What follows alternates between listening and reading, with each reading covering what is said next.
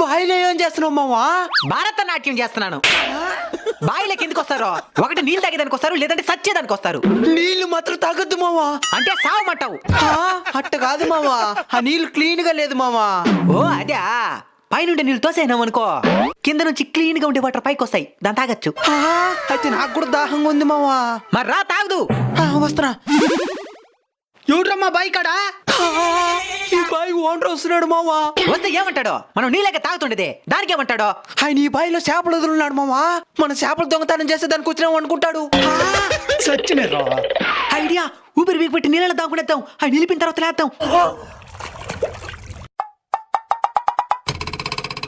ఎవడు లేదులే, ఉంటే సచ్చునుంటాడు.